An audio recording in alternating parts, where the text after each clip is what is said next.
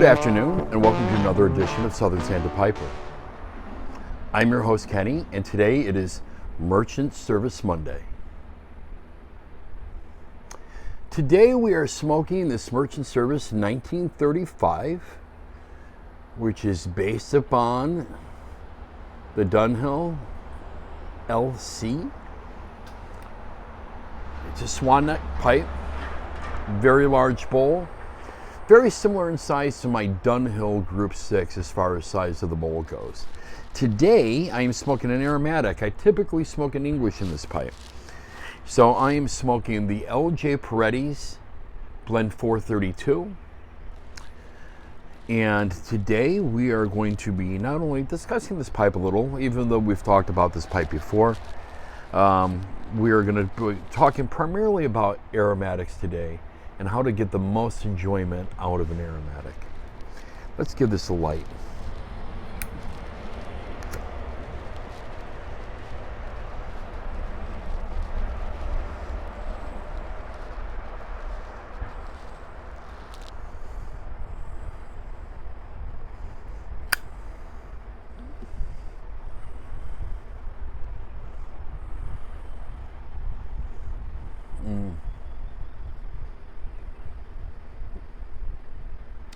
Beautiful blend.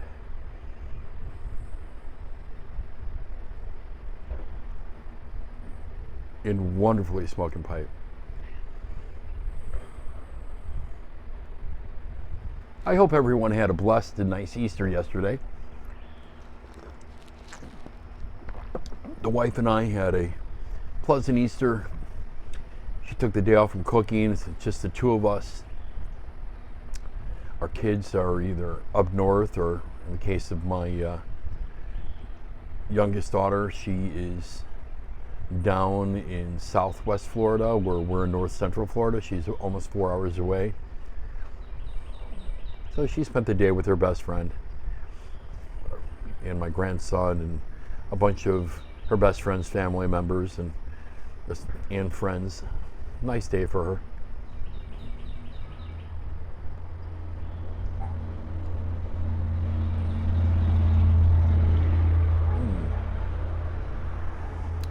So let's talk about what I do with an aromatic to make it a much more enjoyable. One of the first things I'm going to recommend for all of you, if you don't have one,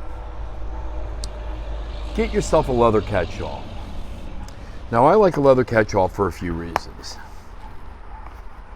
One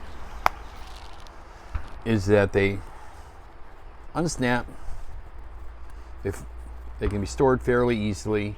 You can put this in a pipe roll. You can put this in a pipe bag. I happen to have a pipe bag. I keep various pipes and my tobacco in various pouches, and then I put everything in a messenger bag if I go out. I'll pack this with me along with a tool, some pipe cleaners. The biggest mistake that I find with aromatic tobaccos that newbies make is one, picking up something really, really goopy that's just never going to dry, or two, not giving enough dry time at all. And we're going to discuss two different types of tobacco and how to dry them properly. Now, if you happen to be lucky enough to get something like the L.J. Peretti's 432, there's not a humectant on it. There's nothing like polyglycol or any of the goopy stuff that makes it feel oily. Just to give you a picture of what it looks like. Just dropped a little right there. It looks nice, no shine, just nice tobacco, slightly moist, and that's the reason for a catch-all. What I want you guys to do is to put your tobacco in a catch-all. If it's humid, like it is in Florida, or can be, it's not a humid day today, I would recommend keeping this inside, maybe even a piece of paper towel over it so nothing gets in your tobacco. Some guys will put a piece of cheesecloth. You can even put a coffee filter in here if you like. I happen to like the way that the oils and everything gets released. It just nice. It makes a nice smell to your catch-all. Mine has every tobacco I've ever smoked goes into a catch-all. And put it in here and let it dry.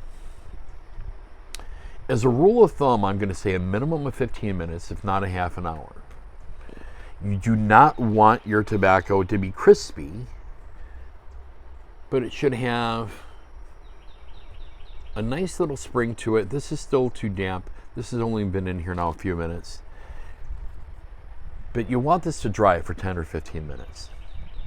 Minimum.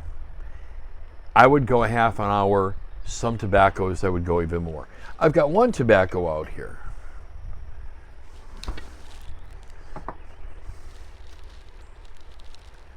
And it's a different animal altogether. In fact, I'm going to put this one back up and put it in here.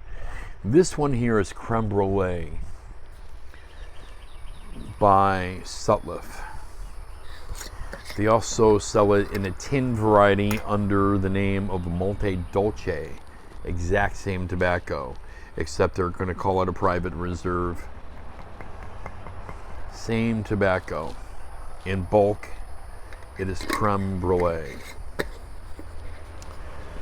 In my opinion, and I've mentioned this before, if you were to take Creme Brulee or Monte Dolce, you add in Perique, and you've got Old Toby. Even if that's not how they make Old Toby, it tastes just like Old Toby. I mean, just like Old Toby. In fact, that's what I actually have. This is what I call this, actually, is Old Toby, because I put Perique in mine. But I want you to see the difference on what this tobacco looks like. It looks wetter. It looks goopier. Part of that is that they add PG. Now, this has been partially dried before I even put it in. In case of a tobacco like this, I recommend putting it between 2 sheets of paper towel and squeeze. Or take 1 piece of paper towel, fold it, squeeze. Squeeze. Get as much of that goop out as possible. Take it to another piece of paper towel, squeeze. Get as much of that out as possible. It's not going to affect the flavor in a negative way. Put it in your catch-all, let it dry. I've let some tobacco dry overnight. This particular tobacco, once I squeezed it out, I let it dry for a minimum of 1 hour. The point in all of this, guys and gals, is that every tobacco is different, and anyone who wants to tell you that this is the method to use in everything, they are full of themselves. One thing that you'll hear me say a lot is that there's no right or wrong way to pipe smoking. I can only express to you what I do and what has worked for me.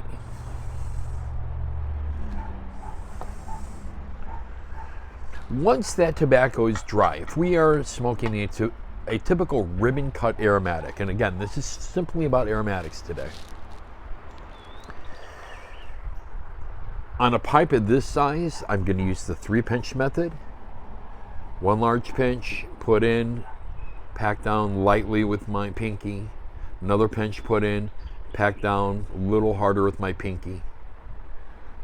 3rd pinch in, pack down.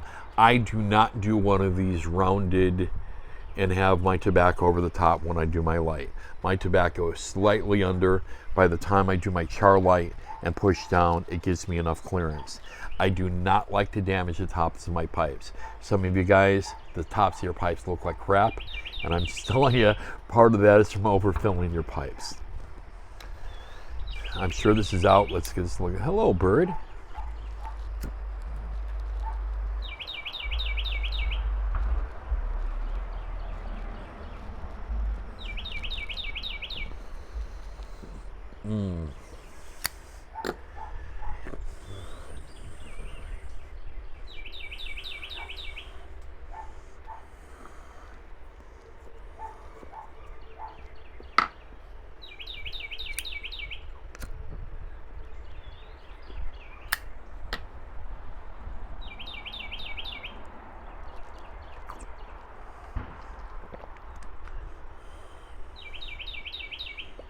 Another recommendation with an aromatic. Slow your roll.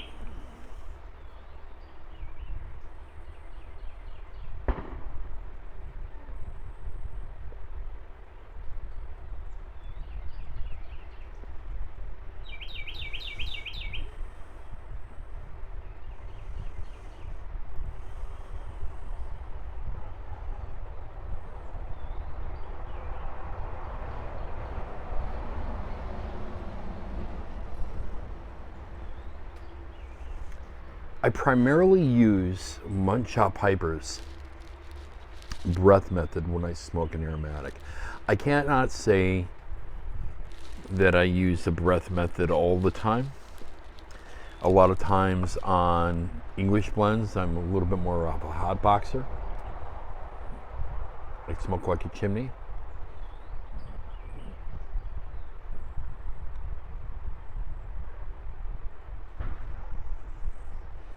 I'm not going to do a long explanation on the breath method. There are plenty of videos out there, and I would refer you to Mutton Chops Piper's breath method if you are not familiar with it. He's the king of the breath method. He's a strong proponent of it. I believe it is the method he came up with.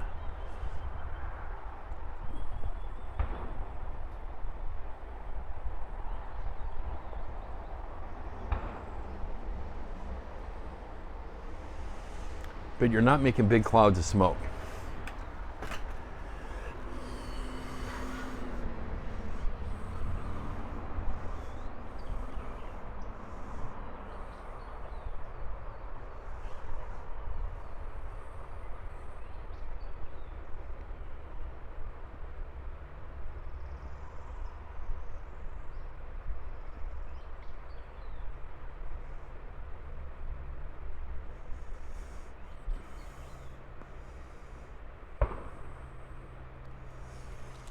You're breathing in through your nose.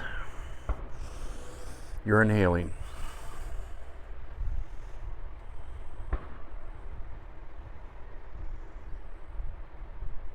As you're inhaling, you're pulling in a little bit of smoke.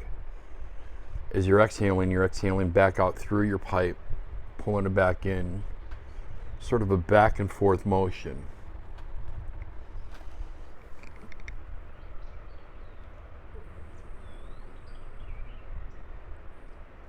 It's a very, very small amount. I also find for me, again, I'm a denture wearer, is that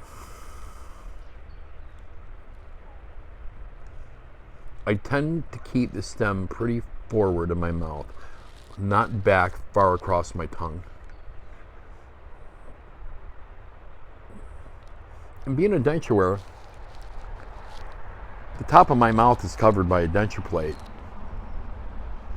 So I may not be getting any of the roof bite that some may get, even though I never really got much of a roof bite. It was primarily on my tongue. But I direct the smoke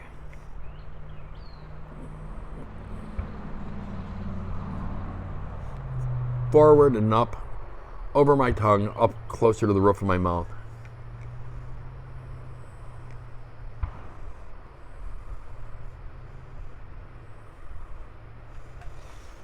And two things happen as a result of the dry and of slowing down the smoke. The primary cause of tongue bite isn't necessarily the toppings, even though the toppings can add to it, because what they're doing is creating moisture. In that moisture content, when we light up our tobacco, that moisture content isn't burning off. It happens like any moisture would. It's going to release steam. If you've ever had a wet log in a fire and you notice how much they smoke and it pops and pop, pop, pop. Lots of white smoke billowing out. If you've got too damp of a log you throw in, one that hasn't been aged properly. Tobacco is not much different. we use too much of a damp tobacco, it's going to smoke like a chimney. It's going to look like you're a vapor. And instead of smoke, you've got smoke, but you also have a lot of steam. And that steam, my science may be off on this, but approximately water boils at around 220 degrees. So you've got 220 degree plus steam coming off of that, hitting your tongue. What do you think is going to happen? It's going to bite your tongue. Tongue bite gives you a loss of flavor. Makes smoking a pipe not very enjoyable.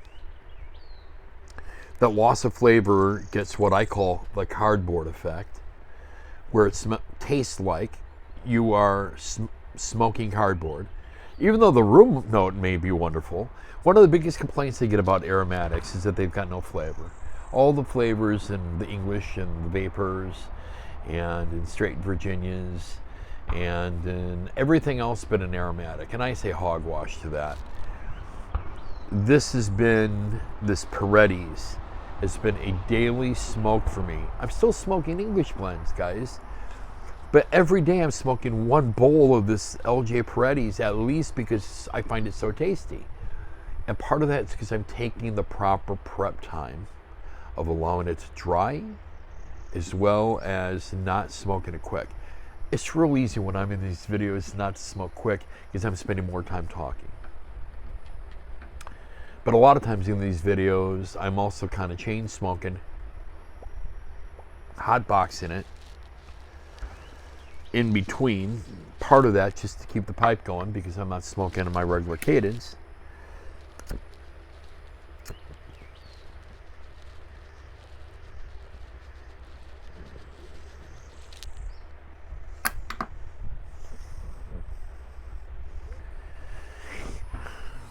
But to do that with an aromatic,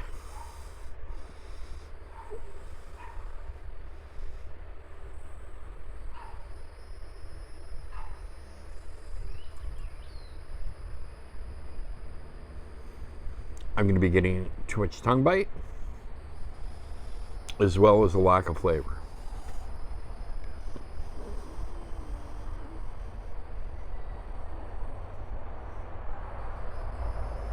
So dry, dry, dry. Dry out your tobacco. Slow down your pipe smoking. You'll enjoy an aromatic way more. I mean, what do you got to lose? An additional 10-15 minutes? I know guys who will pack up a pipe the night before and smoke it the next morning. You also have kind of a delayed satisfaction where sometimes what I will do is that after I've dried my tobacco, I will give it a light and I'll go walk away. I kind of walked away today earlier. Went inside, did a few chores, made myself my typical iced coffee.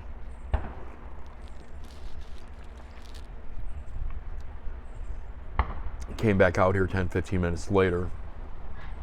The tobacco had a little extra dry time in that heat that is generated when you first light that, and some of the heat that builds up in the bowl will also help to dry out that tobacco as well.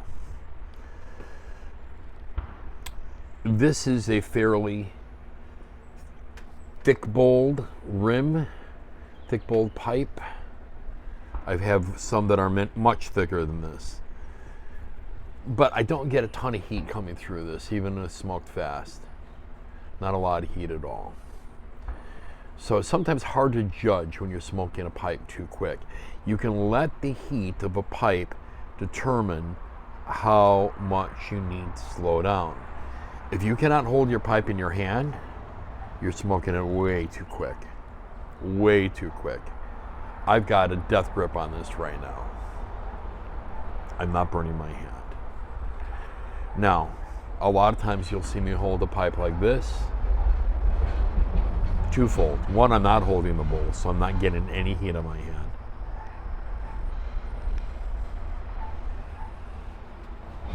Kind of position my thumb here on a bent. I primarily hold a straight pipe this way, but I'll hold the bent this way as well. Gives me a lot of control over the pipe.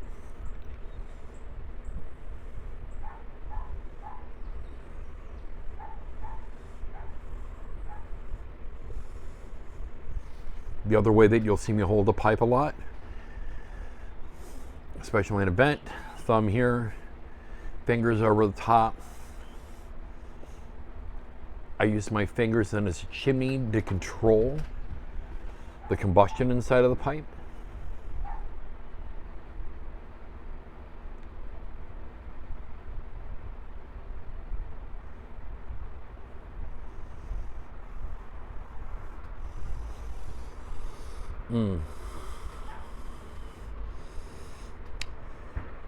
Wonderful tobacco.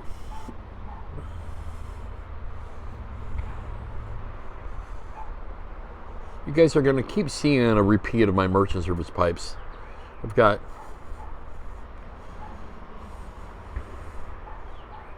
about 8 of them, 8 or 9 of them. One of them's still out. One of them has been sitting at Greg's for merchant service for a few months, waiting for him to get the opportunity to fix. I broke one, broke my Bing, my special, snapped the stem. So we've got a lot going on with a pipe show coming up.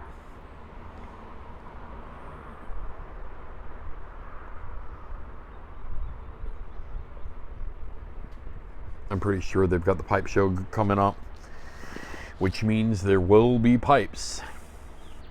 I guarantee it.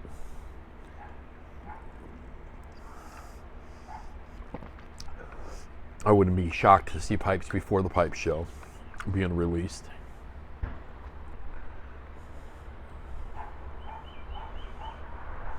These 1935s are still available for Blue Room Briars.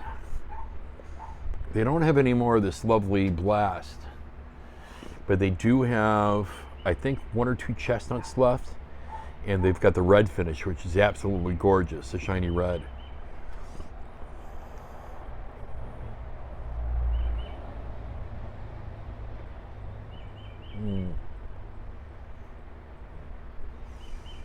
Literally, the best smoking bent pipe in my collections are my 1935s. I've got 2 of them. I've got this one, and I have a natural. They call it the Tan Blast. English tan. English tan, not a Tan Blast. Excuse me on that one. English tan.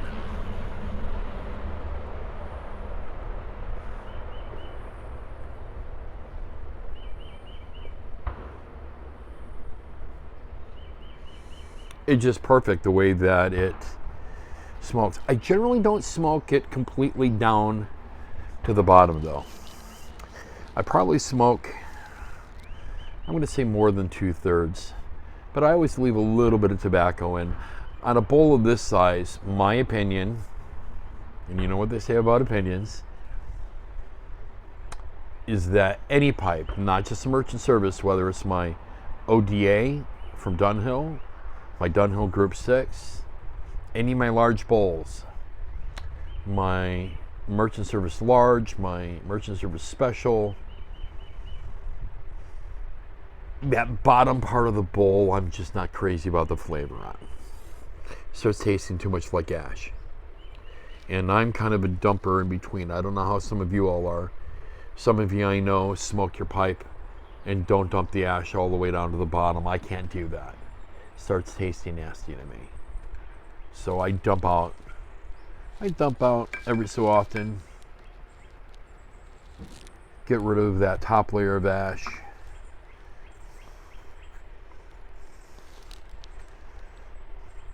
Release that.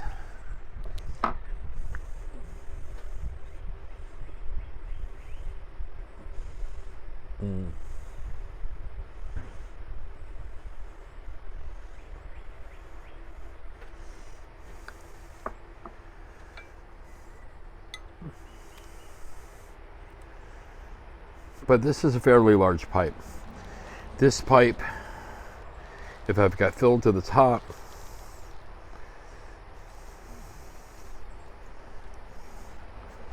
and smoke English in here, it is a good hour-long pipe.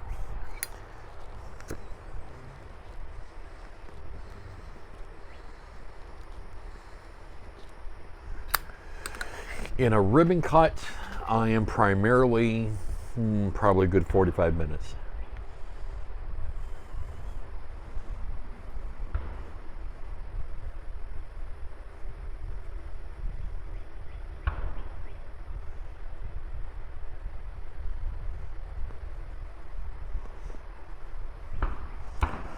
That's all I've got for you today, guys.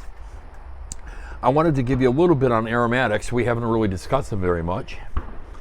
Don't want to bore you too much talking about the pipes that we've gone over a few times in the past. But wanted to give a shout out to Merchant Service for producing such awesome quality pipes.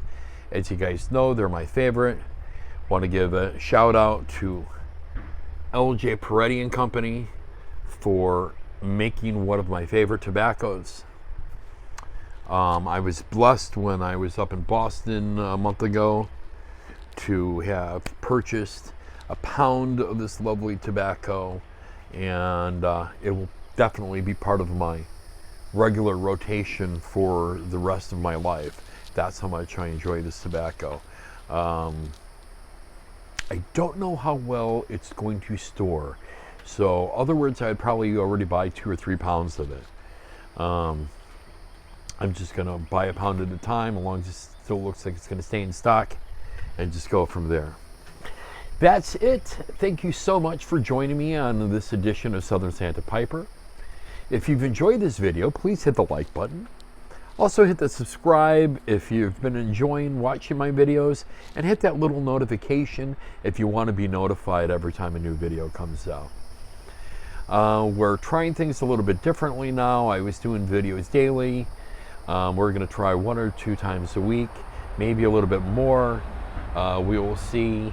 We're going to be going live soon on Saturdays on a regular basis. With holidays and as busy as we've been around here lately, that hasn't been a regular feature, even though we've gone live a few times. We're going to start doing live every Saturday. So mark your calendars. Saturday nights, 10 p.m. Join me live here on Southern Santa Piper. We will converse. We'll smoke pipes together. Maybe besides drinking coffee, have an adult beverage together. And kind of just shoot the crap. I'd really like to get to know my viewers a lot more. As I've mentioned to all of you, I really appreciate you all being here with me. So on that note, thank you all again, and have a really, really blessed day today. Take care now. Bye-bye.